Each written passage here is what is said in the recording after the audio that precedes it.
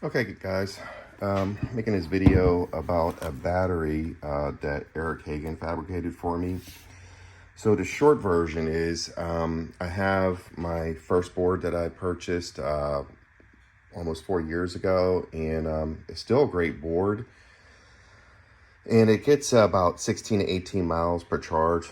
And you know, back then that was a lot of range. Now that's not a whole lot, and I really wanted to just double it. The problem is as I scoured the internet, it was really hard to find a battery that would fit in this housing and take advantage of the little bit of extra space. It literally doesn't exist. So what I wanted to do was make a top mount battery, and I first got this idea off of YouTube. There's some kid that made a video in like 2018 or 2019 about a battery that he top mounted, and I did it with lithium. It wasn't even that. It was lithium, like they use in the race car batteries. I can't remember what they're called. Anyway, LiPo batteries.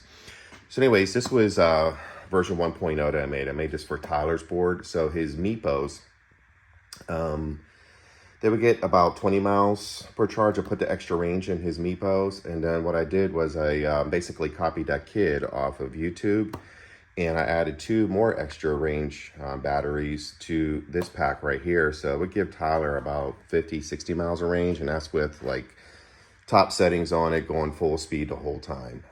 So this was like my first take on it.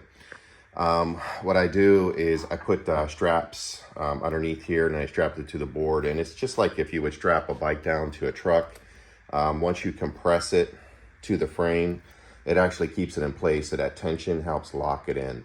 I'm gonna do the same thing with this box that I 3D printed here.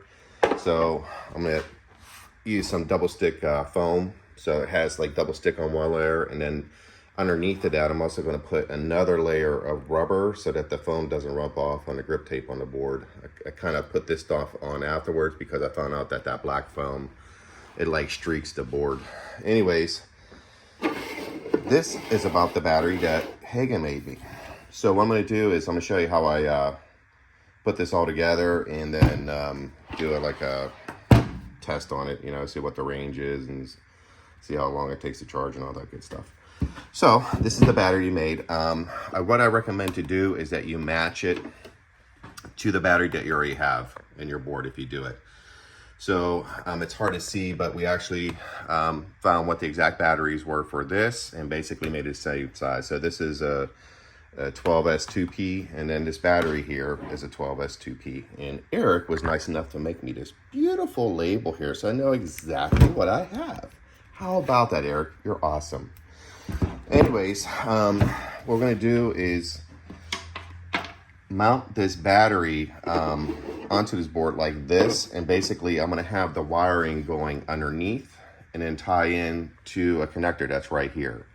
And what you have to do is you have to get a Y parallel cable, and basically you attach it to the board and the battery, and then you run another one out the board. So I didn't want to really change the way this board looks at all, because I wanted to look kind of untouched. So what I did was I used the same channel that they have the power cables running to the motors for. So if you look underneath here, you'll see there goes the little yellow connector, and I put these little tiny dust covers on it so you can just attach straight to it right here like that. And then this is the cable that will run to the box itself, and then this will just connect underneath there, and then the cable, if you imagine, would look something like this. And that's it. So I'm gonna go ahead and get this kind of set up just so we can see if it actually powers on. Okay, so I got the lid on top of the board now, and this is essentially how the battery is going to be placed on the board.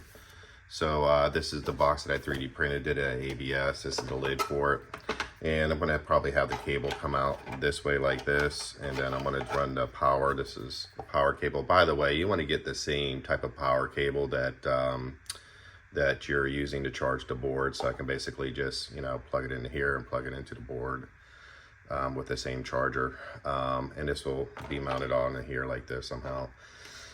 And then this will hang off of here. I'm gonna have to make a little bit of a hole in there and then seal it up.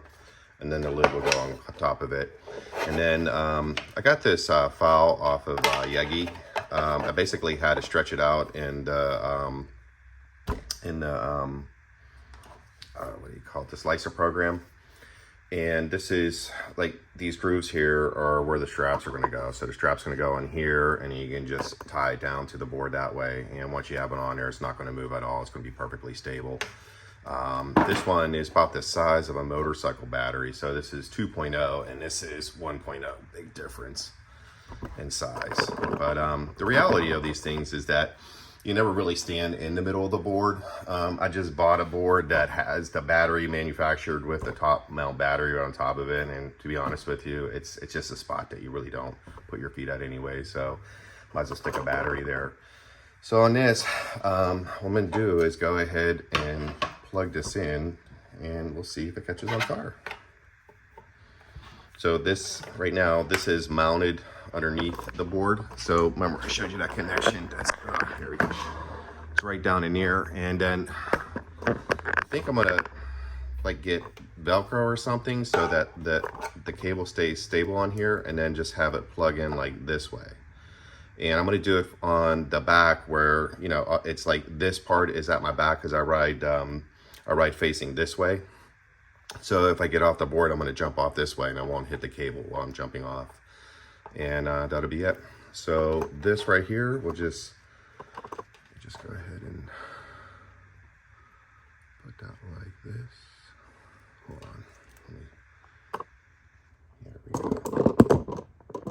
Yeah, that's nice. Let's go ahead and just go.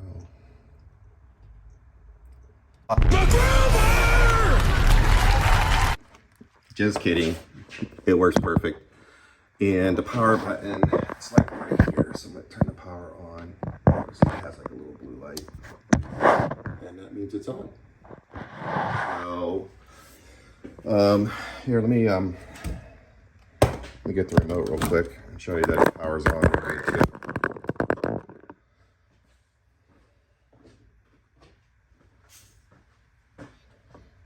So, go ahead and lift it up a little bit. Make sure I don't catch anything. Works perfect. Thanks, Eric, for making me a super cool battery. And the next video will basically be a range test and how long it takes to charge. And that's really it. Any guys that are doing the skateboards, if you got a older board, you need to add some juice to it, man, this is the way to go. And it's relatively low cost. Like everything here costs about less than 300 bucks. So it's not like a real expensive endeavor to do.